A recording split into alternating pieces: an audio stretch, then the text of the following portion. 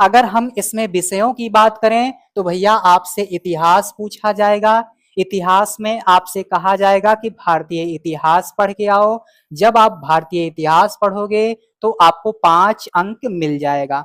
और इन्होंने बढ़िया तरीके से बता रखा है कि भाई ये टॉपिक है, इसी इतने को पढ़ के आना। और इस परीक्षा की खास बात यही है कि ये जितना सिलेबस दिए हैं उसी में से पूछते हैं, उतने में से पूछते हैं, बाहर से कुछ भी ज्यादा नहीं पूछते हैं। यह बहुत अच्छी बात है इनकी।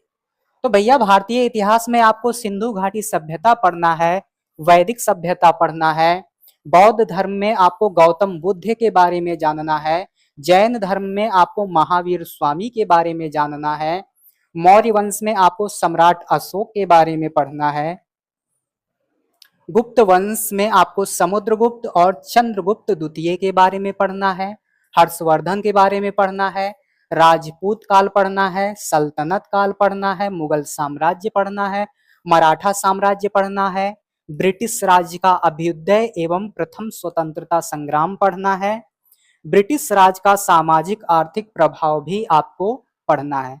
और आप सभी घबराइएगा मत, मैं महामैराथन के जरिए कुछ चर्चाएं आपको दे दूंगा, उसी से आपका काम बन जाएगा। और अगर यकीन ना हो तो इसी मंच पर हमने पिछले पिट में एक लेक्चर दिया था और उसी लेक्चर से सारे के सारे क्वेश्चन आए थे, उसकी वीडियो भी पड़ी होगी। बहुत सारे लोगों ने उसका क्लिप काट के भी अपने अपने चैनलों पर प्रस्तुत किया था, आप जाके देख लीजिएगा, फिर उसके बाद पढ़िएगा, फिर उसके बाद हम पर विश्वास करिएगा। इस संस्था का हमेशा से यही उद्देश्य रहता है कि अगर आपको इतना भी पढ़ाया जाए तो उसके बारे में पूरा प्रॉपर प्रामाणिक स्रोत दिया जाए, ताकि आप विश्वास करो उसके बाद आओ।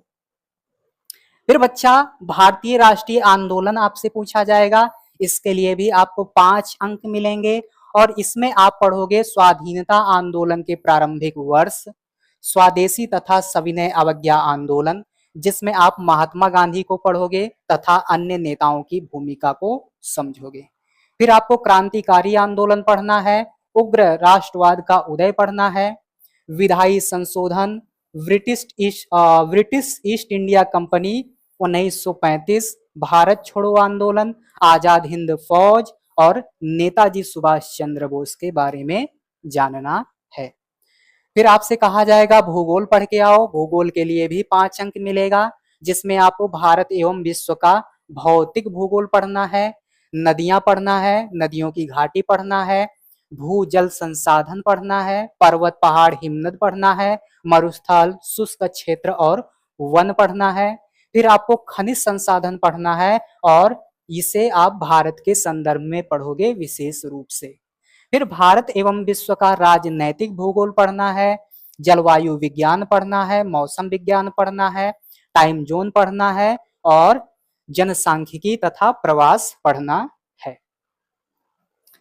फिर आप अर्थव्यवस्था पढ़ोगे तो इसके लिए भी आपको 5 अंक मिलेंगे। सबसे पहले इसमें आप पढ़ोगे भारतीय अर्थव्यवस्था 1947 से 1991 तक। फिर आपको योजना आयोग और पंचवर्षीय योजनाएं पढ़ना है। आप पेपर उठा के देख लो, यहां से हमेशा पूछा जाता है। मिश्रित अर्थव्यवस्था का विकास एवं निजी एवं सार्वजनिक क्षेत्रकों के बारे में पढ़ना है। हरित क्रांति आपसे पूछ लिया जाता है ना, श्वेत क्रांति आपसे पूछ लिया जाता है। फिर ऑपरेशन फ्लड आप पढ़ोगे, बैंकों का राष्ट्रीयकरण तथा सुधार आप पढ़ोगे। तो ये सारी चीजें आप पढ़ोगे और जब मैं आपको पढ़ाऊंगा तो एकदम क्लियर तरीके से बता दूंगा कि भैया ये पूछा जा सकता है, इसको रट्टा मार जाओ। एकदम पूरा आपको विधिवत तरीके से हम लगभग बता देते हैं और अगर आप उन पर फोकस कर लेते हैं तो यकीनन आप इसमें 90 प्लस करके आओगे।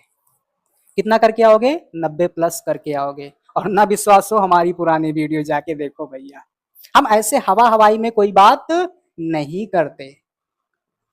फिर बच्चा आपको 1991 में आर्थिक सुधार तथा उसके बाद की अर्थव्यवस्था के बारे में जानना है। फिर 2014 के बाद जो आर्थिक सुधार हुए हैं उन आर्थिक सुधारों में कृषि सुधार हो गया, ढांचागत सुधार हो गया, श्रम सुधार हो गया, आर्थिक सुधार हो गया और जीएसटी हो गया। इन सब चीजों को हमें 2014 के बाद के आर्थिक सुधारों में पढ़ना है। फिर बच्चा अगर हम भारतीय संविधान और लोक प्रशासन की बात करें तो यह भी 5 अंकों का पूछा जाएगा। इसमें आप भारतीय संविधान के बारे में पढ़ोगे, भारतीय संविधान की मुख्य विशेषताओं के बारे में पढ़ोगे, राज्य के नीति निदेशक तथ्यों के बारे में पढ़ोगे, मौलिक अधिकार एवं कर्तव्य को पढ़ोगे, संसदीय प्रणाली पढ़ोगे, संघीय प्रणाली हो गया, संघ एवं केंद्र शासित प्रदेश को पढ़ोगे और केंद्र और राज्य का क्या संबंध होता है इसके बारे में जानोगे। न्यायिक ढांचा आप सर्वोच्च न्यायालय, उच्च न्यायालय को पढ़ोगे। फिर आप इसमें जिला प्रशासन को पढ़ोगे, स्थानीय निकाय को पढ़ोगे, पंचायती राज को पढ़ोगे।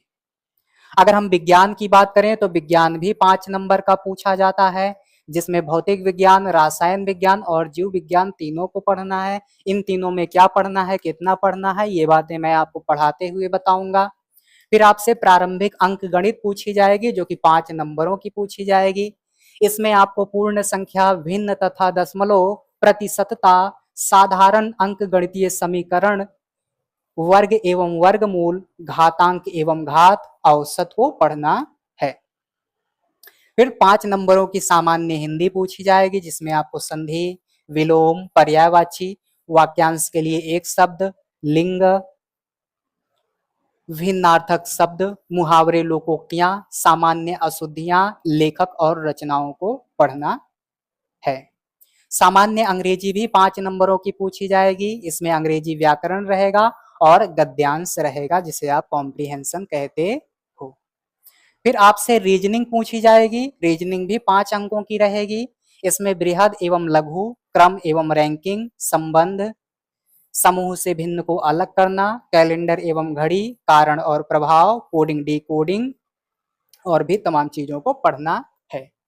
अगर हम करंट अफेयर की बात करें तो ये 10 नंबरों का पूछा जाता है और इसमें आपका जो करंट अफेयर होगा वह भारत और वैश्विक दोनों प्रकार का होगा। फिर अगर हम सामान्य जागरूकता के बारे में बात करें तो यह पूछा जाएगा 10 अंकों का, जिसमें आप भारत के पड़ोसी देश को पढ़ोगे। इसे आप पढ़ लोगे भूगोल में, तो यहां आपको पढ़ने की जरूरत नहीं पड़ेगी। देश, राजधानी एवं मुद्रा, इसको भी लगभग आप भूगोल, हाँ भूगोल या आप कह लो कहीं ना कहीं एडजस्ट करके इसको भी आप पढ़ लोगे। भारत के राज्य तथा केंद्र शासित प्रदेश, इसको आप पढ़ लोगे पॉलिटी में, तो यहाँ पढ़ने की जरूरत नहीं पड़ेगी।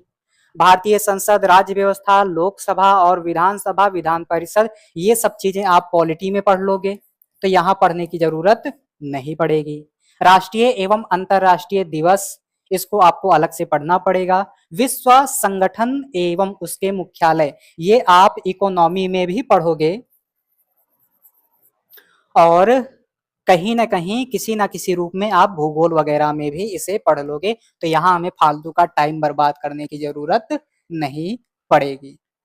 भारतीय पर्यटन, इसको अलग से पढ़ना पड़ेगा। भारत की कला एवं संस्कृति, तो भारतीय इतिहास में आप जितना भी पढ़ोगे उसके रास्ते जो बीच में पड़ेगा ये आप पढ़ लोगे, उसके बाद अलग से पढ़ोगे। खेल वगैरह के बारे में अलग से पढ़ना ही पड़ेगा, ये करंट का मुद्दा भी बन जाएगा। भारतीय अनुसंधान एवं संगठन, ये आपका हो जाएगा विज्ञान एवं प्रौद्योगिकी से। प्रसिद्ध पुस्तकें और लेखक, ये आप कहीं ना कहीं हिंदी में पढ़ लोगे। पुरस्कार एवं विजेता, इसे आप अलग से पढ़ोगे और इसका कुछ हिस्सा हिंदी वाले से भी संबंध रखेगा।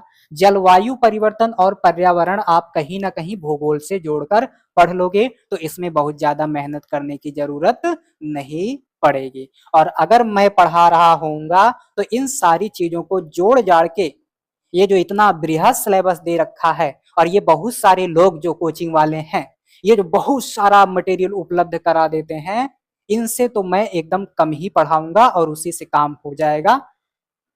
उसी उतने को पढ़कर आप शानदार कर ले जाओगे। फिर बच्चा, आपठित हिंदी गद्यांश का विवेचन और विश्लेषण करने के लिए 2 गद्यांश दिए जाएंगे और दोनों गद्यांश 5-5 अंकों के होंगे। इस तरह से इसके लिए आपको मिलेगा 10 अंक। फिर ग्राफ की व्याख्या एवं विश्लेषण करने के लिए 2 ग्राफ दिया जाएगा, दोनों ग्राफ 5-5 नंबरों के रहेंगे। इस तरह से 10 अंक आपको इसके लिए मिल जाएगा। तालिका की व्याख्या एवं विश्लेषण करने के लिए 2 तालिकाएं दे दी जाएंगी और दोनों तालिकाएं 5-5 नंबरों की होंगी। इस तरह से आपको 10 नंबर यहाँ पर मिल जाएगा।